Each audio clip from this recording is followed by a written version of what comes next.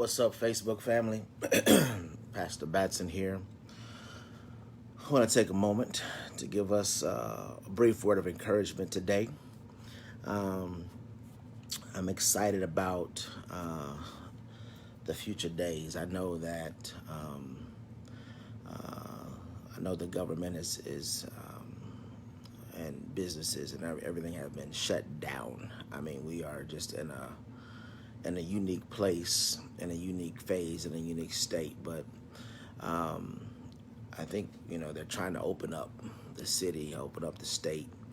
I think it may be a little too soon, but I don't care what they do. I don't have to go anywhere until I'm ready. But here's the beautiful thing. I want to talk about.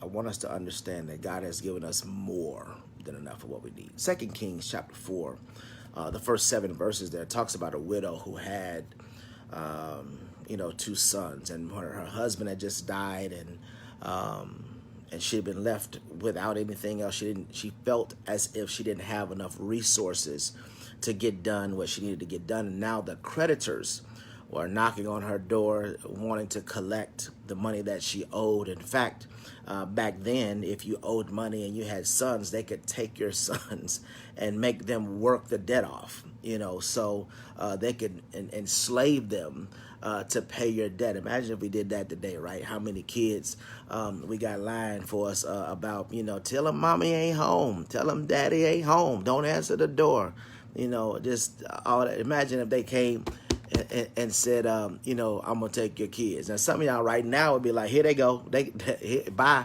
But that's not the real way that we should be. You get what I'm saying? Because somebody mess with our kids any other time, we ready to fight and shoot and cuss people out about it, all that nonsense. So, but she was in a very difficult situation, and here's what happened. The prophet came and said, listen.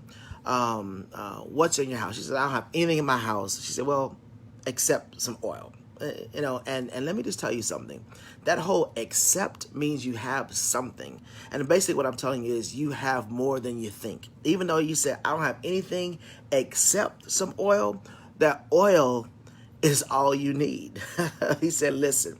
He said, here's what I want you to do. He said, go collect some jars. Go collect.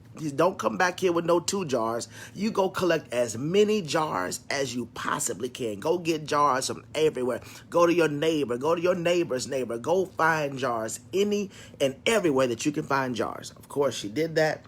And when she got back, he said, now close yourself in. He says, and begin to pour your oil in the jars. And so there she began to pour the oil down. What was amazing is as soon as one jar would get full, she'd set that one to the side and bring another jar, and the oil would just continue to fill. And she would just tell her sons, bring me another one.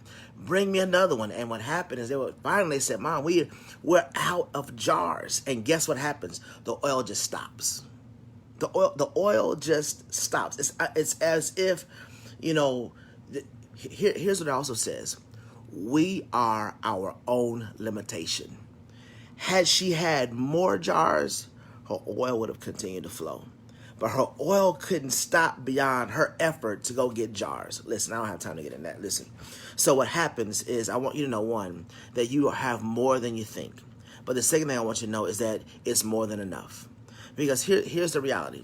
The reality is when you put whatever is in your hands, if you put that in the right hands, then it will be more than enough. It will be all that you need. In fact, I'm an avid golfer. In fact, I'll talk about this tomorrow. I'll talk about a term that I had to learn on the golf course, dealing with another chance called mulligans. Yeah, that's what I had to deal with. I had to learn what a mulligan was, and I discovered in this life that I've needed plenty of them.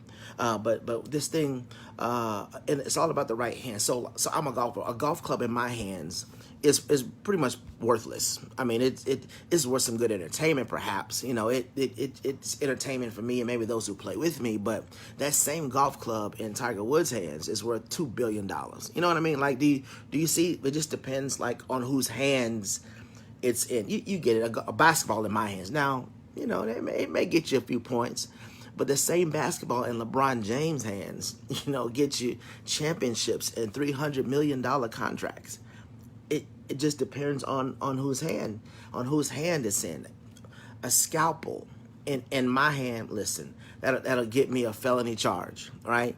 But that same scalpel in Ben Carson's hands will get you precision, cuts and surgery. It'll get you a platform and millions of dollars and in terms of the healthcare industry and helping people and creating things that have never been done before.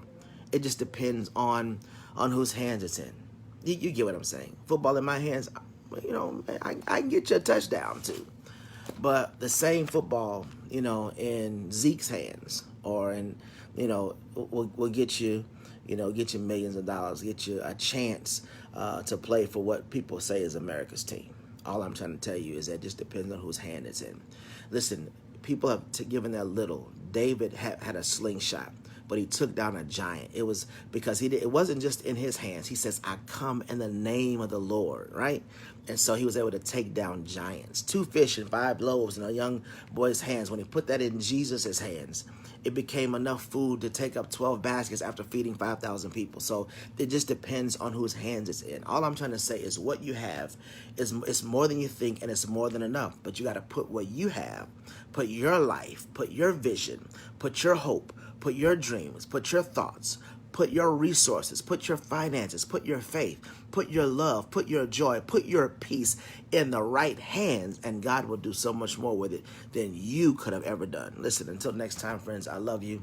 I appreciate you, and I'll see you tomorrow. Good to see you, all of you. Thanks for watching. Good to see you, Alva, Bree, Jess. Love y'all, TT. Peace.